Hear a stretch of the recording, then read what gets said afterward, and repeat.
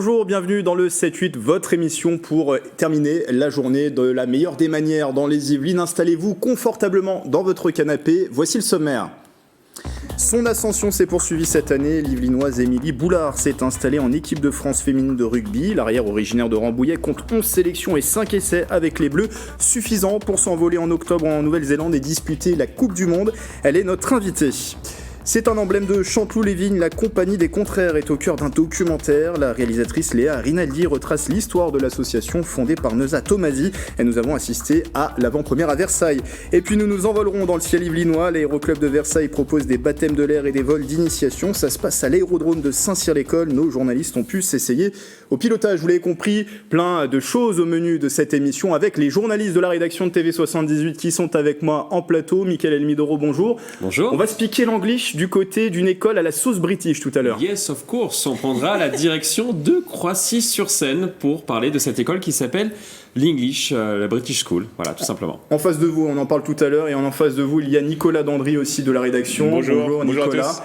Plein de choses aussi au menu. Vous allez nous parler notamment de ce documentaire que je vous citais en titre. Et notre invitée dans un instant, c'est Émilie Boulard. Émilie Boulard, alors on va avoir de l'émotion avec le documentaire et puis on va basculer dans le monde de l'Ovalie dans quelques minutes. Et des découvertes aussi, l'agriculture régénérative, la maison Raymond Devos qui est installée du côté de Chevreuse. Nos conseils pour éviter les piqûres de moustiques, ça tombe bien, en été ils sont nombreux les moustiques et eux ne piquent pas, ils mordent. Ce sont des zombies qui ont envahi le labyrinthe, un labyrinthe du côté de Jouarre, Pontchartrain. C'est un champ de maïs, même très exactement. On vous en dit plus tout à l'heure dans cette émission.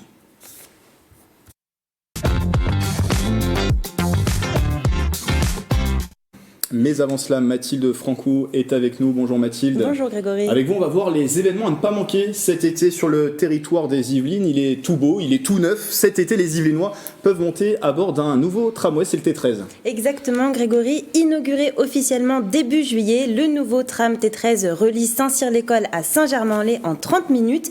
Sa spécificité, il roule à 100 km/h sur certaines portions, comme un train, puis ralentit à 30 km/h en ville et passe en mode tramway. Voici les propos recueillis par Julien Leroy lors de l'inauguration. Tout à l'heure, je voyais un jeune homme qui me disait qu'il habitait Mareil-Marly et qu'il avait un bus toutes les heures.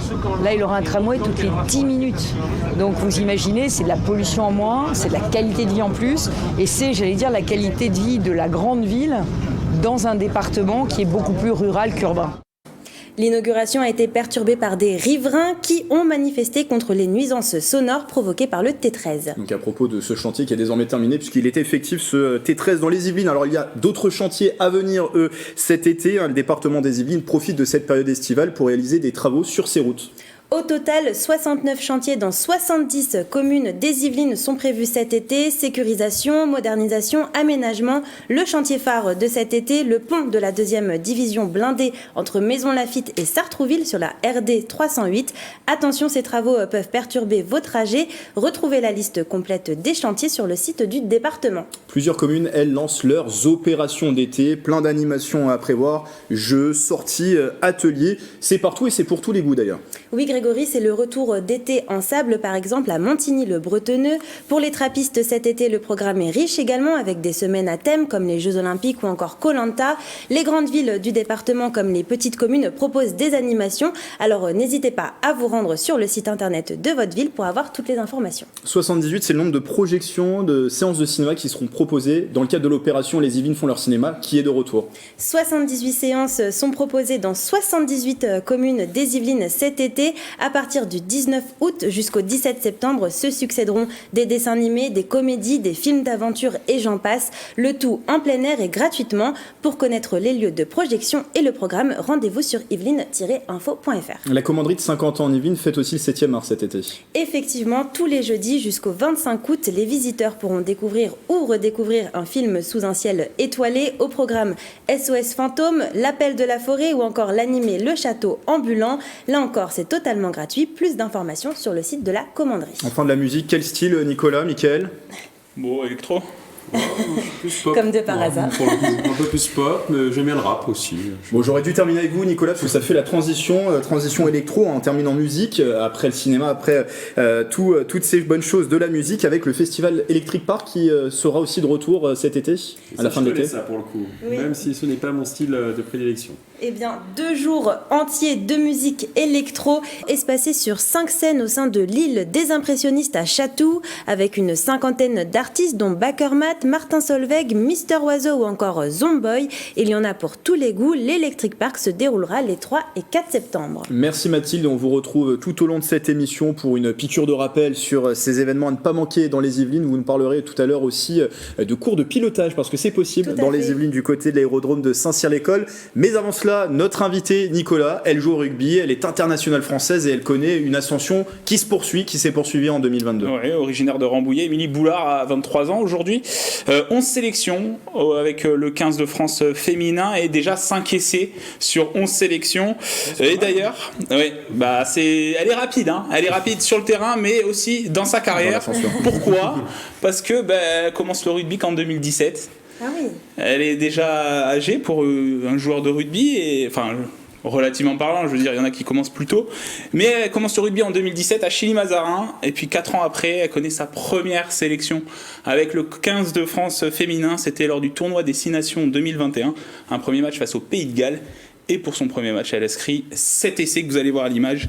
Émilie Boulard élimine une Galloise, transmet à Maëlle Philopon, déborde, fixe et remet intérieur à Camille Guimard, qui voit revenir une Galloise sur elle et donne à Émilie Boulard le long de la ligne de touche. L'Illinoise aplatie en bout de ligne. Essai pour le 15 de France, un essai qui sera élu essai de l'année 2021 par la Fédération internationale World Rugby. Rien que ça. D'ailleurs, on a eu le meilleur essai féminin pour une Française et le meilleur essai masculin pour un Français, Damien Penaud. Damien Penaud, le Clermontois, qui n'est pas illinois, mais voilà, qui on vous mentionne quand même parce que c'est la génération peut-être championne du monde en 2023. Et la question je parle maintenant, des champions du monde, pourquoi Grégory ? La question qui est sur toutes les lèvres, va-t-elle participer à la prochaine Coupe du Monde de rugby féminin ? Je vous montre mon t-shirt, vous reconnaissez la fougère, direction la Nouvelle-Zélande pour l'équipe de France féminin le 8 octobre, donc du 8 octobre au 12 novembre. 12 novembre, c'est la finale de cette Coupe du Monde, on verra si les Françaises y seront, mais d'abord... Elles y seront. On verra. Ah, vous prenez le pari, Mickaël ? Je prends le pari, allez, je me lance.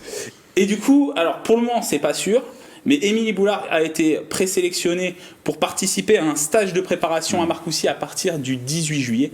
Marcoussis, le centre national du rugby français. Et justement, nous l'avons interrogée à la fois sur cette perspective de participer à une Coupe du Monde, mais aussi revenir sur ses 2 années en équipe de France et sur sa saison à Chilly-Mazarin. On l'écoute tout de suite.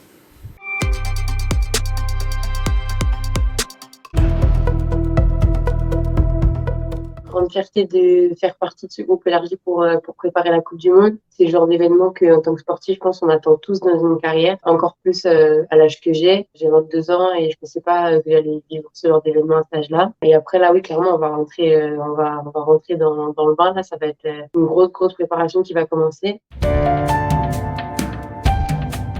Je pense que c'est un bilan assez positif. Ma première sélection, j'ai fait tous les matchs de l'équipe de France. J'ai fait partie de toutes les feuilles de match. Donc, je pense que ça, déjà, c'est un signe de confiance de la part des coachs. Ça m'a permis de progresser fortement dans mon rugby au plus haut niveau, de prendre confiance en moi, de rencontrer des situations quand je n'étais pas à l'aise et tout, et de progresser là-dessus. Et après, il reste quand même beaucoup de travail, beaucoup d'expérience à acquérir et tout. Mais je vais pouvoir, du coup, m'appuyer sur ces 2 dernières saisons pour préparer au mieux la Coupe du Monde.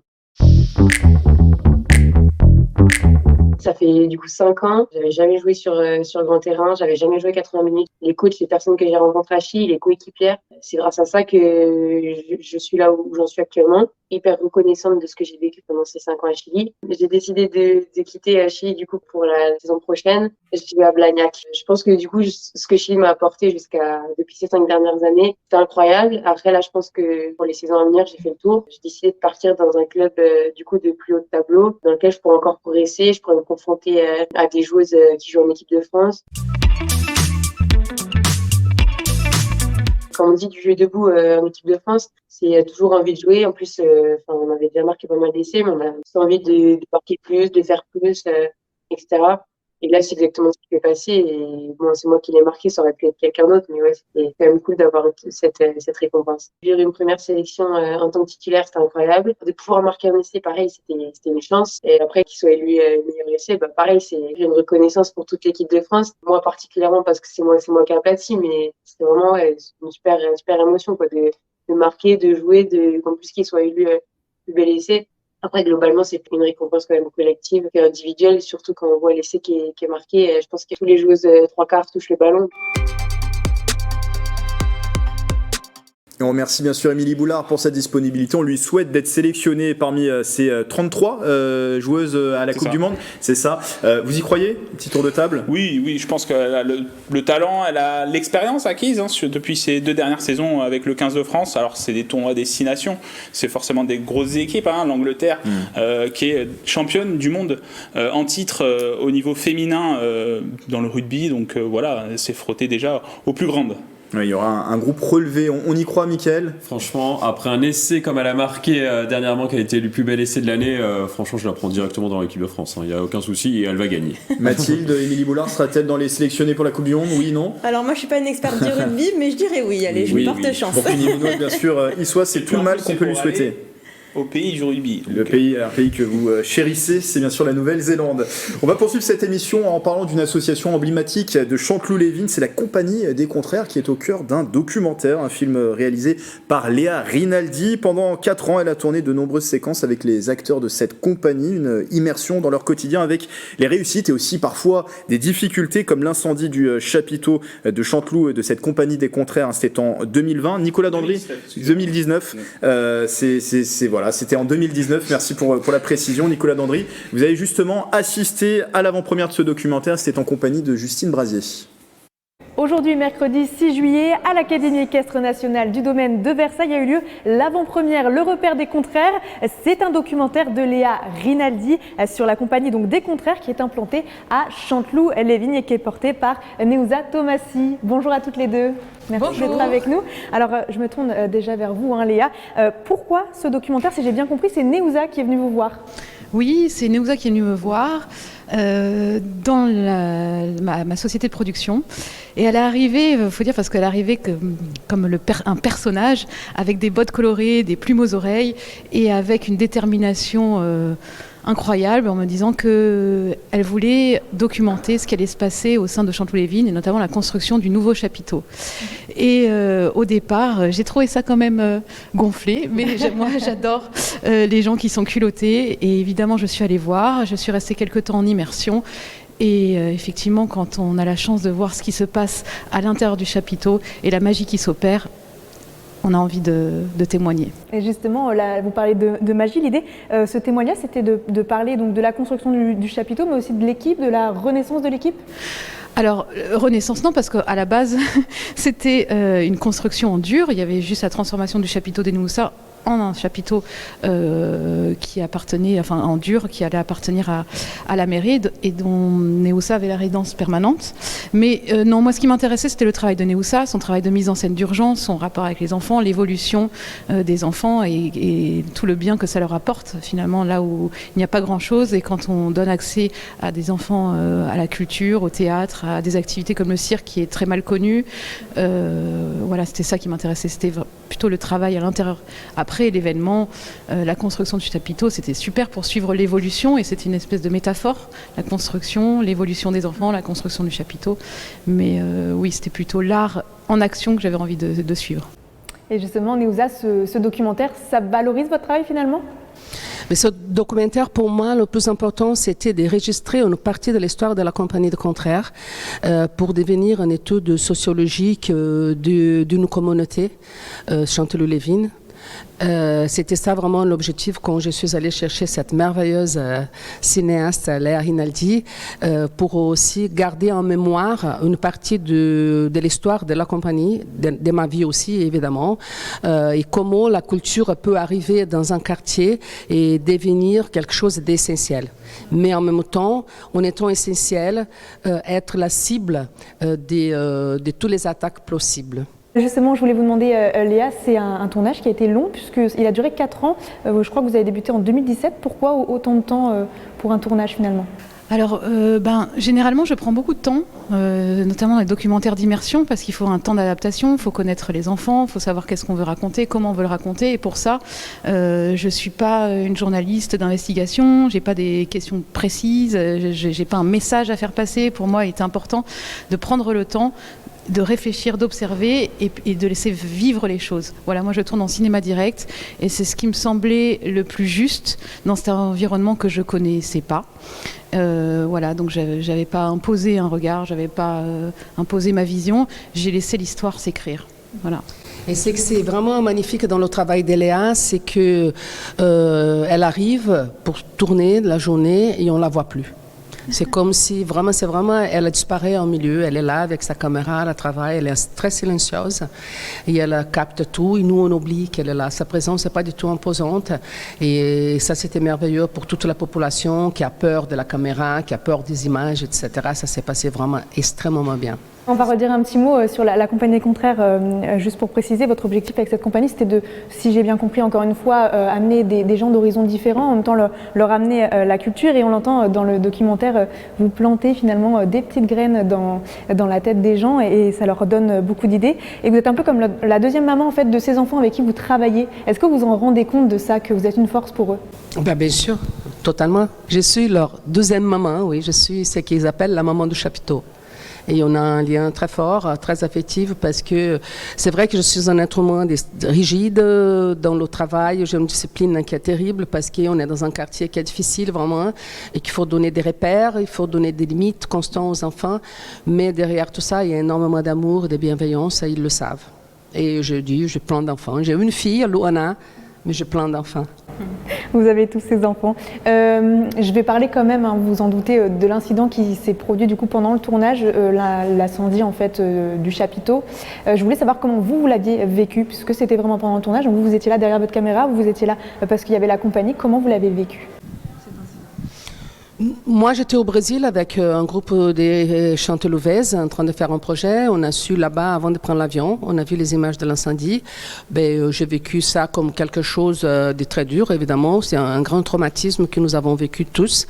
Un traumatisme qui n'était pas du tout soutenu ni assisté. On n'a pas eu des cellules de crise, rien. On était vraiment largués. Alors moi, il fallait que je travaille avec les enfants traumatisés, avec les familles traumatisées, avec mon équipe traumatisée. Et le soir, quand j'avais le temps, il fallait que je travaille sur moi-même qui était traumatisée. Alors nous avons vécu vraiment un grand traumatisme et en même temps un grand abandon. Et ça, c'est important de dire parce que les gens ne se rendent pas compte. Moi, je l'ai appris, j'étais en terrasse d'un café, j'ai reçu un WhatsApp de Néoussa, un WhatsApp audio, quand même on en voit beaucoup. Et là, j'ai entendu, d'ailleurs, j'ai utilisé son message qu'elle m'a envoyé. Elle m'a dit, Léa, le chapiteau est en train de brûler. Voilà. Et en fait, son émotion directe qu'elle m'a témoignée, je l'ai mise dans le film. Si on reste ici, dans cet espace de no-man's land, c'est l'horreur. C'est l'horreur. Cela veut dire qu'on accepte la violence. Ben non, on n'accepte pas la violence. En tout cas, ce film, on pourra le voir en octobre 2022. En octobre 2022, il sort au cinéma et on espère que vous serez nombreux à venir le voir. Voilà. Super, et ben c'est noté. Merci à toutes les deux, hein, Léa Rinaldi et Néoussa Tomassi. Merci à toutes les deux d'avoir été avec nous. Et je le disais, vous avez pu voir avec Justine, Nicolas, le documentaire en avant-première. Qu'est-ce que vous en avez pensé? C'est un film d'1h30 et on voit vraiment l'évolution de la compagnie des Contraires. Elle a passé quand même 4 ans avec cette compagnie. Léa Rinaldi, la réalisatrice, a passé 4 ans avec eux. Et effectivement, moi, ce qui m'a le plus marqué, c'est cet épisode avec l'incendie du chapiteau en 2019. On se rappelle, ça avait beaucoup ému dans les Yvelines. Ça avait beaucoup ému dans les Yvelines. Ça a beaucoup ému surtout les acteurs concernés directement. Et moi, ces images où je vois les enfants marcher au milieu des débris de ce chapiteau qui a été incendié, donc 2-3 jours après, eh bien on voit que les enfants ne comprennent pas en fait, ils sont totalement dans l'incompréhension parce que eux, ils prennent du plaisir au quotidien dans cette compagnie, ils s'amusent, ils s'épanouissent, ils découvrent la culture aussi, un environnement auquel ils n'ont pas forcément accès avec Néoussa Tomassi qui est donc une metteuse en scène brésilienne et qui les prend en main, qui est un peu leur maman comme elle le dit dans l'entretien, et ce qui fait mal c'est que les enfants ne comprennent pas pourquoi il y a des jeunes qui sont venus s'attaquer à ce chapiteau, à leur bien-être en fait. Ouais, pour ce documentaire qui parle de cette compagnie des contraires, cette association qui est très très importante du côté de la commune de Chanteloup-les-Vignes, implantée depuis de nombreuses années. Merci Nicolas. Hello Michael. Hello everybody. Hello everybody. Hello Michael. On va repasser peut-être à l'anglais, mais votre accent est pas mal, je vous rassure. Merci. Michael, alors pourquoi vous nous parlez anglais? On va du côté de Chanteloup-les-Vignes, du Chanteloup-les-Vignes, on y était. Là, on va du côté de Croissy-sur-Seine, pardon. Oui, de Croissy-sur-Seine. Dans cette commune de 10 000 habitants, il y a une école qui est 100% britannique. Elle a été créée en 1954. Oui, je vais continuer en français, effectivement, Grégory. Un écrin britannique au cœur des Yvelines sur un espace de 3,3 hectares. Bienvenue à la British School of Paris, la seule école de France qui délivre le bac en anglais. Ici, plus de 600 élèves d'une cinquantaine de nationalités étudient du lundi au vendredi de 8h45 précise à 16h sur un calendrier similaire au calendrier français. Les professeurs sont tous du Royaume-Uni, ils parlent tous en anglais pendant la journée. Une vraie bulle anglophone ici dans le 78. Les principales différences avec le système français: il y a beaucoup de clubs et d'activités en dehors des cours comme le sport, la musique ou encore le théâtre. Mais la principale différence se situe sûrement au niveau du cursus scolaire. On écoute la directrice de l'école secondaire. On fait ce qu'on appelle les GCSEs, les examens de GCSEs. Les élèves passent ces examens-là à l'âge de 16 ans. Et après, ils vont faire ce qu'on appelle les A-levels, Advanced Level. Donc là, c'est l'équivalent un peu du bac. Et ça se fait à l'âge de 18 ans. Alors les A-levels, c'est assez différent parce que les élèves qui ont entre 16 et 18 ans ne font que 3 matières. Donc, ils choisissent leurs 3 matières préférées et ils n'étudient que ces 3 matières-là. Alors pour être totalement dans les codes britanniques, les uniformes sont obligatoires jusqu'à 16 ans dans la structure. Donc c'est un peu comme on voit à chaque fois en Angleterre. Ils ont l'uniforme, ils ont le logo avec marqué British School of Paris. On va justement écouter la directrice de l'école secondaire. Nous sommes de l'avis qu'un uniforme, c'est quelque chose de fantastique parce que non seulement ça ne différencie pas les élèves par rapport aux vêtements qu'ils peuvent mettre, si ça coûte cher, si ça coûte pas cher, tout le monde, il y a une égalité entre les élèves, mais aussi parce que ça fait partie de notre communauté et ça donne une identité aux élèves. Alors, après 16 ans, les uniformes ne sont donc plus obligatoires, mais les élèves doivent quand même s'habiller correctement pour venir à la British School. Les jeans, par exemple, sont interdits et il faut que la tenue soit formelle. Clémentine et Luc sont dans ce cas, mais ils ont connu ce fameux uniforme. On les écoute. Moi personnellement oui, j'aime bien. En plus celui-ci il est pas moche du coup, ce qui est cool, mais je trouve que c'est bien d'avoir de cette égalité dans tout l'établissement et de pas, vous voyez, se lever le matin, devoir choisir pendant 1 heure ce qu'on va porter parce qu'on sait pas, et c'est cool. Bon, qui dit British School, on pense forcément à la reine Elisabeth II. Est-ce que la famille royale est mise en avant dans cette école ? Oui, tout à fait, Grégory. Le portrait de la reine est présent dans l'école. Il y a quelques jours, l'établissement a également fêté dignement le jubilé de la reine Elisabeth II. Ses 70 ans de règne. Les élèves ont réalisé des activités pour cet événement. Des portraits de la reine ont par exemple été faits par les élèves.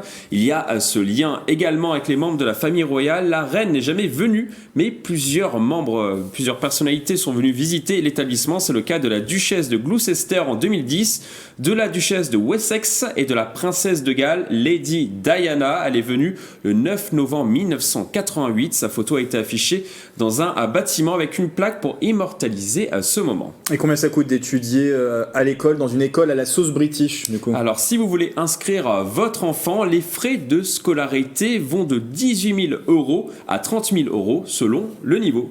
Merci Mickaël pour cette découverte. Des découvertes, il y en a tout au long de cette émission et on va parler maintenant de l'agriculture régénérative. Ça vous évoque quelque chose peut-être, Mathilde, agriculture régénérative ? Il me semble que oui, c'est pour préserver les sols. Je crois que c'est ça. Est-ce que vous validez a priori ? Sur l'agricultrice, C'est peut-être pour le coup l'experte sur ce sujet-là. C'est vrai que j'ai suivi. C'est vrai qu'elle a l'air bien informée sur le sujet. Alors justement, la ferme Grand Jardin qui est installée à Clairefontaine pratique cette agriculture régénérative depuis plus d'1 an. C'est un mode de culture différent, respectant la biodiversité des sols et on découvre tout ça dans ce reportage de Céline Charles et de Célia Gatsongo.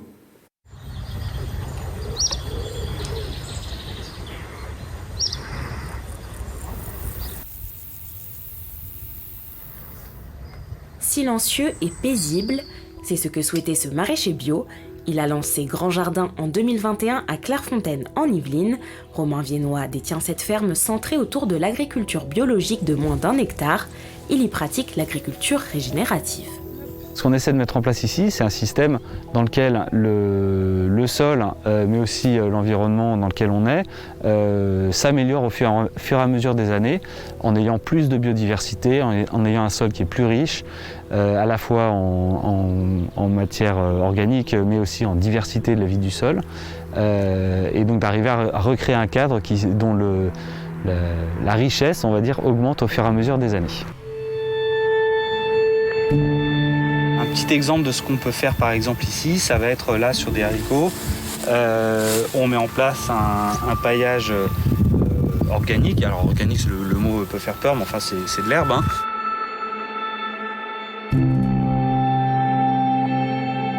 Un autre exemple de pratique qu'on met en place pour construire un système vertueux, c'est de mettre en place dans nos cultures, à intervalles assez réguliers, ce qu'on va appeler des planches fleuries. Alors on va y mettre des fleurs qui vont avoir plusieurs fonctions. Cette petite succession alors, de soucis, pois de senteur, capucine, bourrache, pensée, a pour fonction donc d'attirer les abeilles, d'attirer différents insectes qui là aussi vont contribuer à construire un système qui est équilibré, qui est sain. Le maraîcher met en place également des rotations et des associations de cultures. Un exemple typique, poireaux, carottes, ils aiment bien être à côté. Il y a des vrais effets bénéfiques de les avoir ensemble. Là vous avez des carottes, les poireaux sont là, il manque encore des poireaux ici. Les oignons c'est pas mal aussi à côté. Et donc on fait un petit peu attention à ne pas avoir en fait la même chose sur une très grande surface. À 44 ans, Romain Viennois venait du milieu de l'hôtellerie. Il a tout quitté pour se lancer dans le maraîchage. Il a également un gîte et organise des activités de découverte de sa profession. Je fais très attention à ça, justement, d'arriver à créer un cadre complètement préservé. Les gens qui viennent dans le gîte ou pratiquer les activités, mais aussi les salariés qui sont à la ferme, ils trouvent un peu de bonheur et en ressortent en se sentant meilleur. Des séances de relaxation et méditation en pleine nature sont également proposées ici, à Grand Jardin, toujours dans le but de se sentir mieux en sortant de ce lieu. Un turnover qui s'est effectué dans cette émission avec de nouveaux journalistes qui sont arrivés. Mathilde Franco est toujours avec moi, mais de l'autre côté de la table, Justine Brasier. Bonjour Justine, bonjour. Avec ce documentaire poignant dont vous avez parlé avec Nicolas Dandry il y a un instant sur la Compagnie des Contraires, et aussi Célia Gatsongo. Bonjour. On va parler aussi avec Julien dans un instant. Bonjour. Bonjour à tous. Juste avec vous, Célia, déjà, vous avez parlé de ce sujet, l'agriculture régénérative. Vous souhaitiez peut-être revenir, parler de ce sujet ? Oui, non, je voulais juste dire un petit mot à la fin du sujet. On voit les animaux, il y a des ânes, des chevaux et même des moutons. Et en fait, ce que je dis pas dans le sujet, c'est que ils font partie aussi intégrante de cette agriculture régénérative, puisque en fait, ils entretiennent les jardins, et ça évite d'avoir une tondeuse, par exemple, ce genre de choses. Et puis aussi, ce que fait Romain Viennois, c'est qu'il laisse pousser l'herbe dans certaines zones, et donc ça permet de faire du foin et bien sûr toujours de garder la biodiversité intacte et d'avoir des insectes ou des oiseaux, voilà, ce genre de choses. C'est lui également Céline Charles pour cette découverte qui vous avez accompagné pour ce sujet sur l'agriculture régénérative. Je disais en face de vous, il y a Julien Leroy pour sa première dans l'émission, pas sa première en termes de reportage, il a produit quelques reportages déjà pour TV78 et dans quelques instants, Julien, vous allez nous parler des moustiques. C'est un ennemi de l'été un peu, on va savoir avec vous comment éviter les piqûres de moustiques. Vous nous donnez vos conseils tout à l'heure ? Oui, avec plaisir. Et je vous le disais, il y a toujours Mathilde Franco avec nous, puisque dans cette émission, on vous rappelle aussi les événements à ne pas manquer dans les Yvelines. Alors si vous nous rejoignez, pas de panique, puisque Mathilde va vous les redonner. Et justement, la première info, le premier événement à retenir dans cet été yvelinois, c'est qu'il est tout beau, il est tout neuf. Les Yvelinois peuvent désormais monter dans un nouveau tramway, c'est le T13.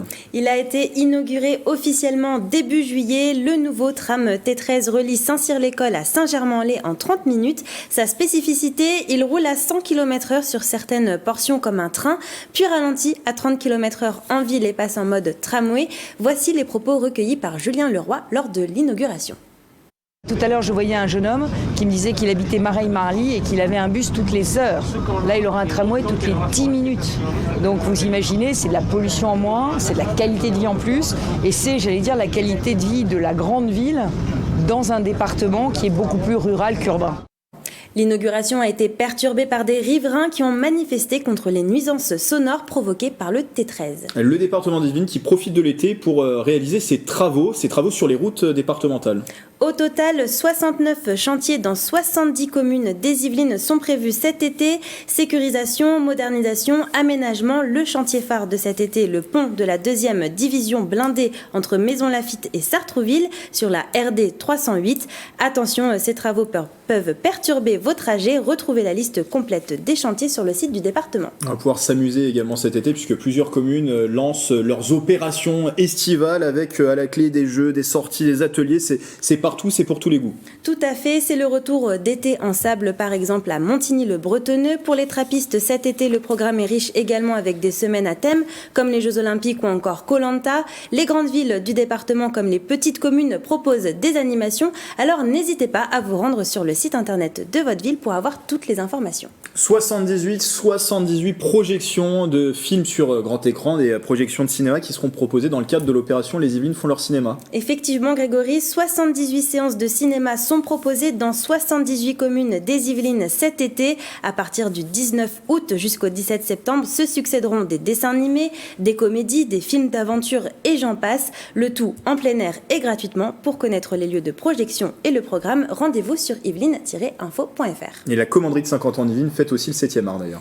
Tous les jeudis jusqu'au 25 août, les visiteurs pourront découvrir ou redécouvrir un film sous un ciel étoilé. Au programme SOS Fantôme, L'Appel de la forêt ou encore l'animé Le Château ambulant. Là encore, c'est totalement gratuit. Plus d'informations sur le site de la commanderie. Alors, je posais la question tout à l'heure à Mickaël et Nicolas. Vos styles de musique respectifs, Justine, celui que vous préférez?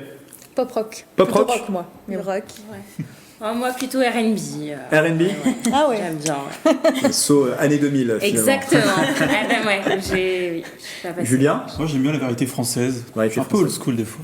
Non mais c'est bien, on est assez éclectique. Moi je mettrais le rap aussi qui est aussi un style que j'aime bien, mais c'est vrai que j'aime bien tous les styles et justement de musique il en sera question, alors plus d'électro, parce que l'Electric Park revient du côté de Château à la fin de l'été. Tout à fait, 2 jours entiers de musique électro espacés sur 5 scènes au sein de l'île des impressionnistes à Chatou, avec une 50aine d'artistes dont Bakermat, Martin Solveig, Mister Oiseau ou encore Zomboy. Il y en a pour tous les goûts. L'Electric Park se déroulera les 3 et 4 septembre. Merci Mathilde, vous restez avec nous puisque tout à l'heure vous allez nous emmener dans les airs. On peut prendre des cours de pilotage dans les Yvelines du côté de l'aérodrome de Saint-Cyr-l'École. On va parler tout d'abord de Raymond DeVos. Ce nom vous dit forcément quelque chose. En tout cas, vous ne le saviez peut-être pas. Il a vécu une 40aine d'années dans les Yvelines à Saint-Rémy-les-Chevreuses. Humoriste, circassien, écrivain, musicien. On ne retient pas tous ses talents. Vous êtes allé du côté de la maison Raymond DeVos? Exactement. C'est à Chevreuse. C'est à Saint-Rémy-les-Chevreuses. À Saint-Rémy-les-Chevreuses. On l'a visité justement avec Célia et c'était très intéressant. Et justement, vous nous la faites découvrir dans ce reportage. Exactement. On regarde ça tout de suite.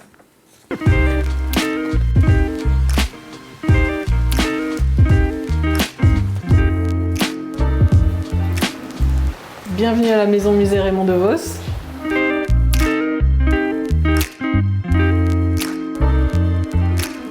C'est dans cette maison que Raymond DeVos a vécu pendant plus de 40 ans, 43 ans. Ils ont acheté cette maison avec sa femme Simone en 1962. Ils sont installés en 1963 et ils y sont restés jusqu'à la fin de leur vie. Donc Raymond DeVos est décédé en 2006. C'était son souhait que cette maison devienne une fondation et devienne un musée. Et du coup, c'est ce qui s'est passé. Le musée a ouvert en 2016, donc ici à Saint-Rémy-les-Chevreuses.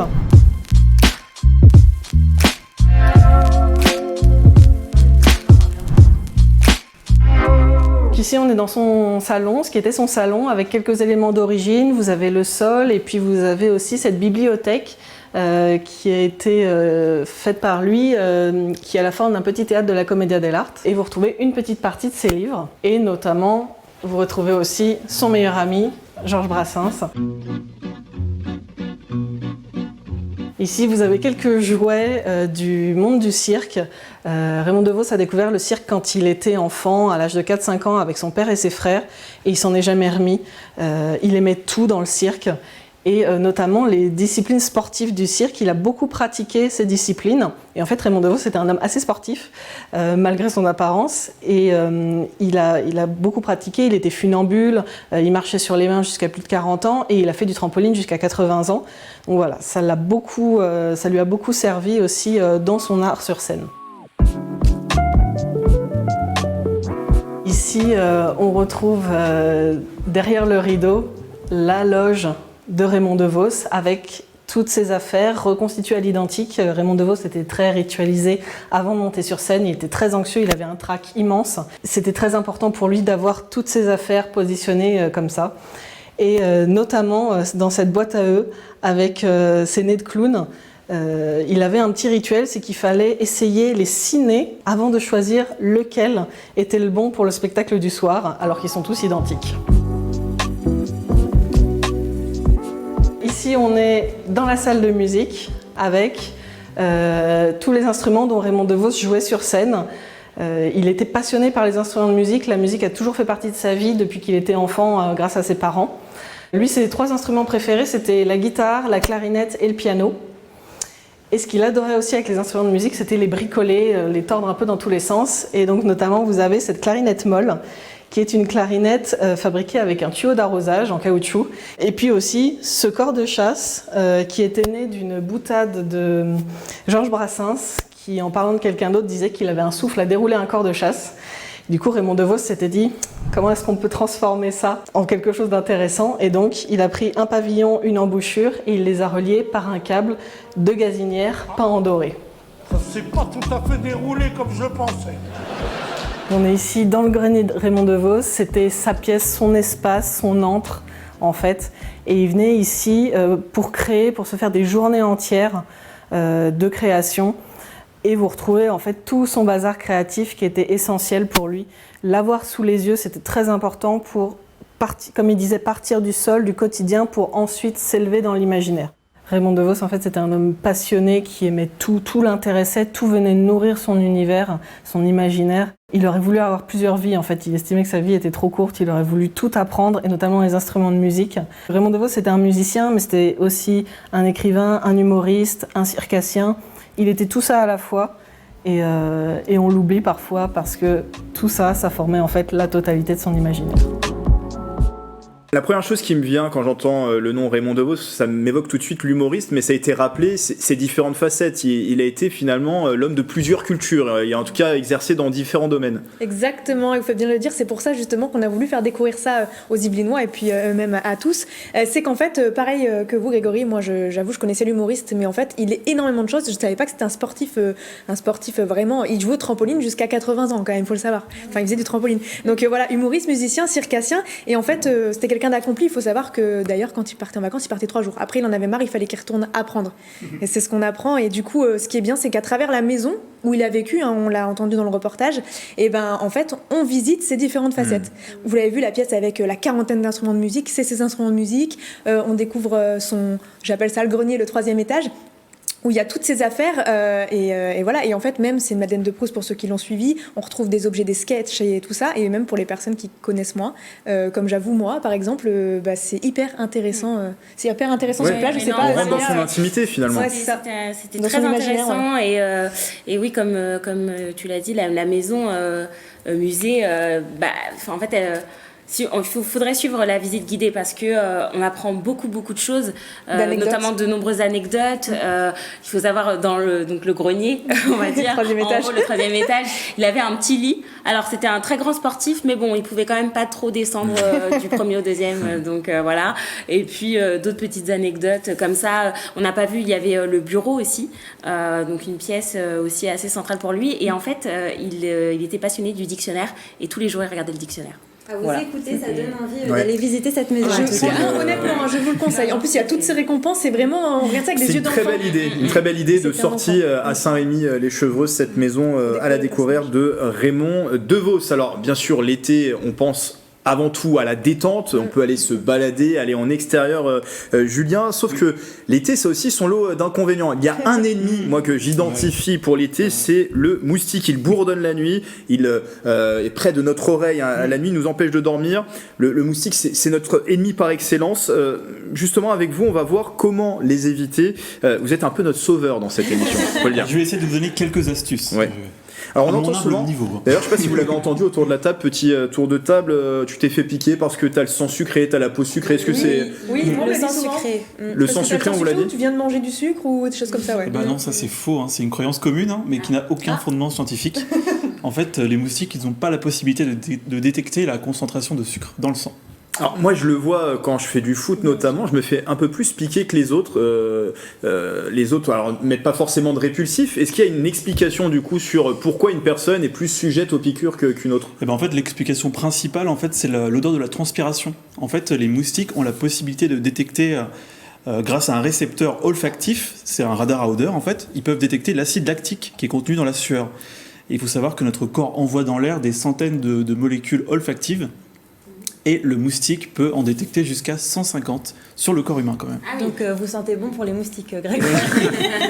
Voilà, ça me rassure au moins de ce point de vue-là.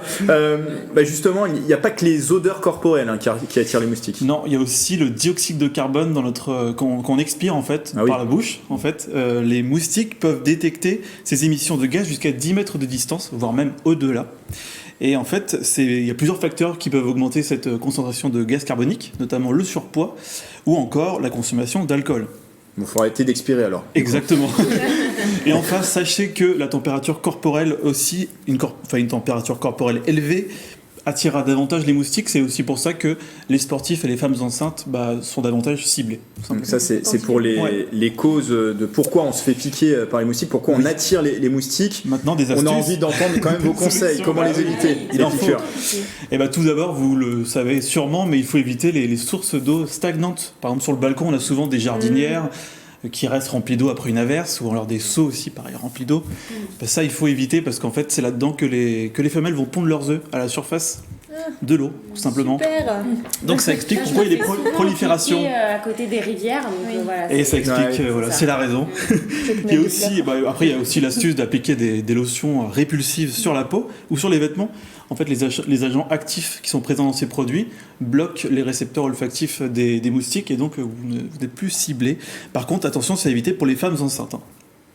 Autre conseil, il faut aussi privilégier des vêtements clairs car les moustiques sont davantage attirés par les couleurs foncées. Ces couleurs foncées, et oui. Je savais pas tout ça. En fait, la chemise blanche ça passe, mais la veste par-dessus, on va éviter. L'été de toute façon. Les couleurs foncées gardent plus la chaleur, et vu que les moustiques sont attirés par la chaleur, et voilà, ils vont davantage vous cibler. C'est ça. Et aussi, il faut aussi opter pour des vêtements amples, parce que des moustiques peuvent vous piquer si la tenue est trop près du corps. Et l'utilisation d'un ventilateur est aussi conseillée. Vous pouvez, par exemple, dans votre chambre, laisser un ventilateur à faible vitesse. Du coup, le moustique ne peut pas lutter contre les flux d'air et en fait, il va pas pouvoir vous piquer. Donc ça, c'est une astuce intéressante. Et enfin, dernière astuce, la plus connue peut-être, c'est de mettre une moustiquaire sur sa fenêtre pour éviter que les petits intrus ne rentrent chez vous. Merci Julien pour tous ces bons conseils. Bravo, parce que c'était une première pour vous en plateau. Oui. Je sais que c'était pas facile en avant. Vous vouliez ajouter quelque chose, non? Une dernière information, vous sachez que seules les femelles piquent en fait. Et ça, pourquoi? Je savais. Pourquoi alors? Je ne sais pas pourquoi. Moi, j'ai entendu peut-être une légende urbaine. En fait, ce sont soit le mâle ou la femelle qui font le bruit pour en fait divertir, et en fait, c'est l'autre qui pique. Est-ce que c'est vrai? Ça, je ne connaissais pas. J'ai trouvé cette astuce, mais diversion. Ils sont par deux. En fait, c'est pas juste pour le plaisir, en tout cas qu'elle vous pique la femelle, c'est parce qu'en fait, elle vous prélève une dose de sang pour nourrir les œufs, tout simplement. D'accord. Ces œufs.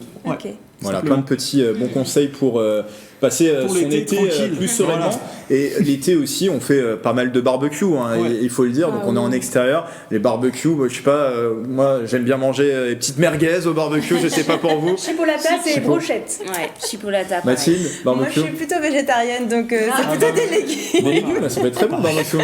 Julien, pareil? Pareil, végétarien, et du coup, brochette de légumes ou brochette de tofu, pas mal aussi. Tofu, tester. En tout cas, vous avez des conseils de Julien pour pas que ça devienne un cauchemar, les barbecues, éviter les piqûres de moustiques. Donc, on a l'image de la chipolata, de la merguez, mais aussi d'être en short, peinard dans son jardin pour réaliser le barbecue. On peut avoir aussi des barbecues beaucoup plus haut de gamme. C'est en tout cas ce que propose le Trianon Palace du côté de Versailles. Nos spécialistes en la matière, les spécialistes du barbecue, Mickaël Emidoro et Patrick Jacques de Dixmude nous en parlent.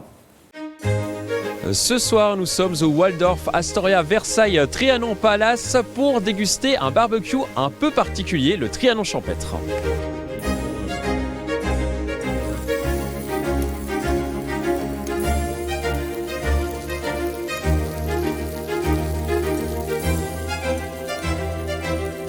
Pour nous parler de ce Trianon champêtre, je suis aux côtés du chef. Alors chef, pourquoi avez-vous voulu créer ce barbecue ici ?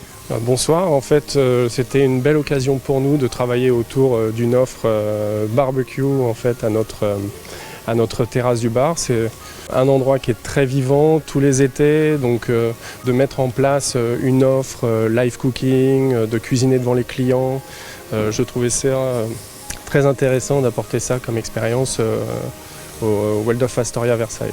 Et qu'est-ce qu'il y a au menu alors du coup ? Alors au menu, on a travaillé sur une offre terre et mer, donc on a de l'agneau de l'Aveyron, on a de l'onglet Black Angus, on a une poitrine de cochon aux épices marinées, épices, cuisson lente. Et le côté mer, on a du poulpe, des belles gambas et un assortiment de légumes grillés. On a 3 sauces, barbecue, béarnaise et une sauce chimichurri avec des frites maison et une petite salade verte. Donc voilà, c'est une offre complète. On peut explorer différents produits et on est sur une sélection de produits de très bonne qualité. Et pourquoi le terre et mer ? C'est à la mode ? Bon, ça me rappelle le côté mix grill en fait, qu'on retrouve souvent à l'international. Pour nos clients, ça permettait de retrouver cette offre et de pouvoir découvrir un peu les bons produits qu'on a. Et côté boisson, qu'est-ce qu'on retrouve ? On a un partenariat avec Perrier Jouette et donc on a travaillé aussi pour avoir justement notre offre culinaire qui se coordonne très bien avec la sélection de champagne Perrier Jouette. Et est-ce que ça fonctionne ce barbecue champêtre ? J'ai l'impression que oui. Ça fonctionne très bien. Depuis qu'on l'a démarré, les clients sont ravis, on réserve assez rapidement. On travaille sur du matériel Ophir de qualité, donc ça a tout de suite un cachet très, très sympa au milieu de notre verdure et oui, ça fonctionne bien. Je vous laisse travailler et nous, on va déguster.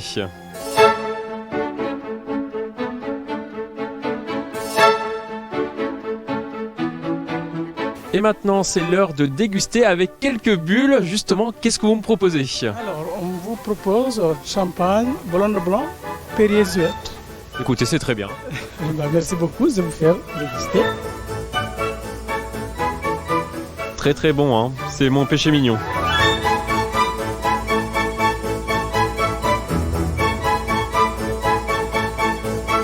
Très très bon. Si vous aussi vous voulez déguster ce Trianon champêtre, c'est le jeudi soir, le vendredi soir et le samedi midi jusqu'à septembre. Et le tarif est de 55 € par personne hors boisson. Après ce bon barbecue, on va se dégourdir les jambes du côté de Jouarre Pontchartrain. C'est une nouvelle édition qui commence cet été. Le Popcorn Labyrinthe revient en 2022. Et Célia, vous étiez d'ailleurs perdue l'année dernière dans ce dédale, on peut le dire. Et oui, je me suis perdue, mais c'était très très sympa comme activité et c'était tout nouveau. Et finalement, cette année, il rouvre donc ses portes avec un nouveau tracé. Martin Fanou, bonjour. Bonjour. Donc vous êtes le gérant du Popcorn Labyrinthe. Donc c'est un champ de maïs, on le rappelle, de 4 hectares pour un parcours environ d'1h30. Alors est-ce que tout simplement déjà nous rappeler peut-être le concept de ce labyrinthe ? Voilà, donc en fait on a semé un champ de maïs tout à fait classiquement et ensuite on arrache les allées pour créer un labyrinthe donc sur 4 hectares donc pour que les gens se perdent. Donc il y a environ 5 km de tracé et donc le labyrinthe est parsemé de jeux en bois, de jeux géants en bois ou d'énigmes pour les petits ou les plus grands. Et alors, il y a, vous l'avez dit, des jeux et des activités aussi tout au long du parcours. Comment ça marche ? Voilà, donc en fait, il y a des étapes, il y a plusieurs étapes. Et à chaque étape, il y a des jeux en bois pour jouer, pour s'affronter. Ou des panneaux énigmes où il faut résoudre une enquête ou des énigmes, ou enfin plein des rébus, peut-être des différences. Et les gens sortent au bout d'1h30 s'ils ont trouvé le code de la porte. Et alors cette année, il y a un thème, ce sont les zombies, c'est ça ? Voilà, tout à fait. Donc l'année dernière, c'était juste des jeux en bois ou une énigme classique. Là, cette année, on a rajouté tous les samedis soirs une enquête criminelle. Et un soir dans le mois de juillet, un soir dans le mois d'août et un soir dans le mois de septembre, il y a des zombies labis. D'accord. Donc là, le labyrinthe est parsemé de zombies. Et donc les visiteurs doivent parcourir le labyrinthe le plus rapidement possible sans se faire avoir par les zombies. On peut se faire mordre par les zombies ? Non. Mais finalement, ça ressemble un peu au principe de l'escape game. Tout à fait. Donc il y a des indices qui sont parsemés dans le labyrinthe et donc il faut sortir en ayant les indices pour avoir le code et sans se faire attraper par les clowns, les zombies ou les poupées ou toutes sortes. Et on peut le faire à combien maximum Ça peut être des groupes de plusieurs personnes ou il y a des groupes... Voilà, alors toute la saison, on accueille même des centres de loisirs qui viennent à 50 enfants. Et par contre, pour la nuit de l'horreur, c'est des groupes de 8 à 10 personnes. D'accord, ok. Ça s'adresse à qui du coup? Parce que c'est quand même horreur, mais c'est accessible aux enfants, donc même les adultes peuvent participer. Voilà. Ce sera aussi bien pour les adultes en fait. Alors les nuits de l'horreur, elles sont accessibles à partir de 12 ans, accompagnées d'un majeur forcément. Mais oui, effectivement, le public est plus âgé aux nuits de l'horreur qu'aux nocturnes classiques ou en journée. Et ça est différent des nocturnes de l'année dernière, parce que là, il y a une nocturne où c'est une espèce d'enquête criminelle. L'année dernière, je crois voilà. pas qu'il y en donc avait. Les vendredis soirs, c'est une nocturne comme il y avait l'année dernière, donc lampe frontale et puis on fait les jeux en bois. Et là, cette année, on a rajouté donc, les samedis soirs une enquête criminelle. Donc là, c'est un peu pour les plus âgés, on va dire. Et il faut essayer de trouver, c'est comme un Cluedo géant, le coupable, le lieu et comment la personne est morte. Le colonel Moutarde. Voilà. Apparemment, le Cluedo, ça vous. C'est votre enfance, non? Votre adolescence. Je sais qui c'est bon. Les jeux de société avec Justine, de toute façon. Et c'est vous qui créez ça Non, en fait, voilà, on fait partie d'une franchise et donc c'est la franchise qui met à disposition des franchisés, que ce soit les jeux en bois, les enquêtes et les énigmes différentes. D'accord. Et alors, comment on participe Comment on fait pour si on veut aller à une nocturne Les infos pratiques, est-ce qu'il faut réserver à l'avance? On peut venir directement sur place? Les nuits de l'horreur se font forcément sous réservation, donc sur la billetterie en ligne. Après la journée ou les nocturnes classiques, vous pouvez venir directement sur place dans notre labyrinthe et sans réservation. Très bien. Et il y a aussi toujours la petite buvette Oui, il y a toujours le petit snack et cette année on a innové puisqu'il y a des pop-corn maison et des panini et des gaufres. Si vous aviez suivi Célia à la fête des loges, ça l'intéresse toujours, tout ce qui est buvette, snacking, voilà. Il faut toujours bien se restaurer, après une bonne activité, se restaurer, c'est toujours important. En tout cas, toutes les informations, on les retrouve sur le site internet qui s'affiche en bas de l'écran. Merci beaucoup d'avoir été avec nous. Merci de m'avoir invité. Merci. Bonne journée. Alors pour fuir les zombies, justement, je vous propose une solution. On peut aussi prendre son envol, aller dans les airs et s'envoler pour la fin de cette émission. Est-ce que vous avez toujours rêvé de savoir piloter? Est-ce que c'est quelque chose qui vous intéresse, Justine? Moi j'ai déjà fait baptême mais à côté, donc j'ai pas piloté, mais je trouve ça super cool. Ça vous intéresse? Ça vous fait peur? Moi je peux pas du tout, j'ai la phobie des avions, donc c'est très compliqué là, je pourrais pas. Peut-être Marc, vous aviez déjà piloté? Martin, pardon. J'ai fait baptême d'hélicoptère mais j'ai jamais piloté. D'accord. Accompagné. Bah justement, l'Aéroclub de Versailles délivre des types de licences, plusieurs types de licences, et propose également des baptêmes de l'air et des vols d'initiation. Mathilde, vous êtes essayée au pilotage avec Bichente Mayen Santisteban, c'est bien ça? Tout à fait, on s'est essayé à l'aérodrome de Saint-Cyr, c'était génial. Vous êtes rendu sur place et on regarde tout de suite ce que ça donne.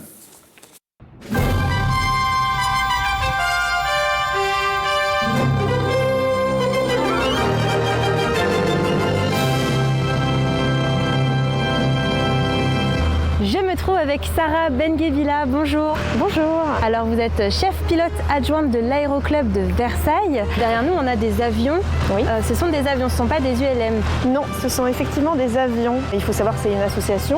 Donc l'Aéroclub il a été créé en 1911. On a 150 membres, dont 50 élèves pilotes. On est 16 instructeurs avec 3 mécanos. Et justement, on vole sur 5 avions que vous pouvez voir à peu près ici.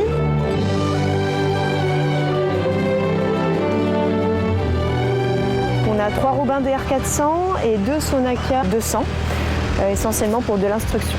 Et donc parmi ces 50 élèves, est-ce que c'est plus du loisir? Est-ce que c'est vraiment pour se former professionnellement? Il y a un peu des deux, je dirais 50-50. Il y en a qui sont là effectivement pour de la formation professionnelle et d'autres c'est plutôt pour le plaisir, pour s'amuser, etc. Si c'est un PPL, c'est un minimum réglementaire de 45 heures de vol. Alors PPL c'est oui, c'est une licence privée de pilote. D'accord. Et un LAPL, c'est une licence privée de pilote, disons, d'avion léger. D'accord. Voilà. Donc le PPL, c'est 45 heures de vol réglementaire minimum. Et le LAPL, c'est une trentaine d'heures de vol réglementaire minimum. Et vous proposez aussi des initiations, des baptêmes de l'air. Oui. Pour vraiment, là, c'est grand public. Grand public, tout à fait. Donc on a ce qu'on appelle des vols de découverte. Donc c'est une trentaine de minutes de vol sur un vol local avec un pilote breveté.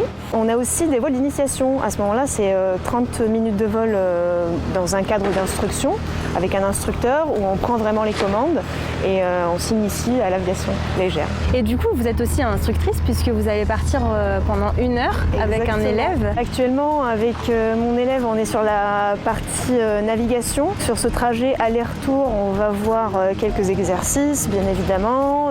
On fera des exercices de déroutement, on fera des exercices de panne. C'est quoi des exercices de déroutement? De déroutement, c'est quand, par exemple, on voit que la météo se dégrade, que la nuit aéronautique arrive, qu'on ne peut pas arriver à destination. Eh bien, on change notre trajet, on se déroute sur un autre aérodrome. Eh ben, je vous laisse faire votre cours et puis on se retrouve après. Merci.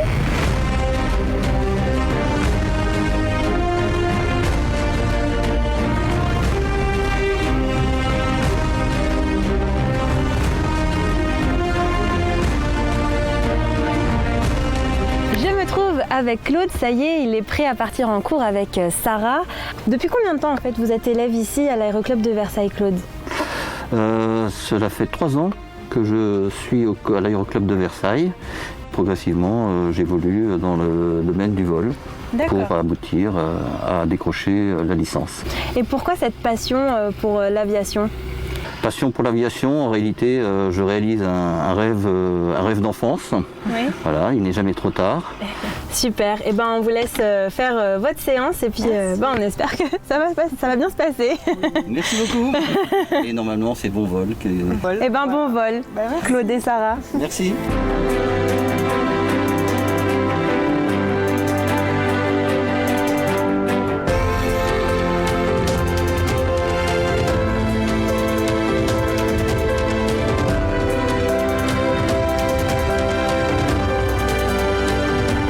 Claude a bien pris son envol. Si ça vous a donné aussi l'envie de vous initier à l'aviation, sachez qu'un cours de vol est à partir de 137 € et le baptême de l'air est aussi à 135 €. Mais vous pouvez retrouver toutes les informations sur le site internet aéroclub-versailles.com. Bon, ça donne envie en tout cas, pourquoi pas, de s'essayer au pilotage. Alors là, c'était une leçon que vous avez suivie. Vous avez pu aussi vous monter à bord d'un avion, Mathilde? Oui, tout à fait. Avec Bichente, on est monté dans un avion et même Bichente a pu piloter l'avion quelques minutes avec Sarah, l'instructrice. Et je ne sais pas si vous avez vu sur les images, mais on a vu le château de Versailles et c'était vraiment génial. Ouais, c'est prendre un peu de hauteur, voir toute la diversité de ce territoire des Yvelines. Il y a le château de Versailles qui est symbole, le côté rural, le côté aussi urbain. Vous n'avez pas eu trop peur, ça va, Bichente, pour une première quand même, il a quand même piloté, c'est pas rien. Alors je pense que Bichente avait un peu quand même d'appréhension parce que oui, il pilotait. Moi j'étais à l'arrière, j'étais tranquillement installée et j'ai pu profiter du paysage, mais je savais en fait que ça secouait énormément les petits avions comme ça, du coup j'ai pas été trop surprise, ça allait. Il est rentré du tournage, Bichente, ou pas? Il n'est pas avec nous en plateau. Il n'est pas avec nous, je ne veux rien dire. Je vous rassure, Bichente va très bien, il va très bien. Bichente va très bien. Et ce qui m'a beaucoup surprise lors de ce reportage, c'est je savais qu'il y avait énormément d'informations à connaître pour pouvoir piloter au niveau de la sécurité, de la météo, etc. Mais vraiment, c'est très pointilleux et c'était vraiment impressionnant de voir lors du briefing entre Claude et Sarah tout ce qu'il fallait vraiment connaître par cœur, tous les documents, les dossiers qu'ils avaient pour une demi-heure, 30 minutes de vol, quoi. Ouais, toutes les procédures. Merci en tout cas pour cette découverte, bravo pour ce reportage. Ça permet de rappeler que dans les Yvelines, il y a plusieurs aérodromes. Vous étiez du côté de Saint-Cyr-l'École, on pense forcément aussi à Toussus-le-Noble, il y a Villepreux, Chavenay également, plein de possibilités pour ce département des Yvelines. Voilà, c'est la fin de cette émission 7-8. Merci Mathilde, merci Justine, merci Célia de m'avoir accompagné. Merci Grégory. C'est un plaisir d'être avec vous et d'accompagner les Yvelinois. Le 7-8, votre émission qui revient bien sûr très vite à l'antenne et d'ici là, passez un bel été sur TV78.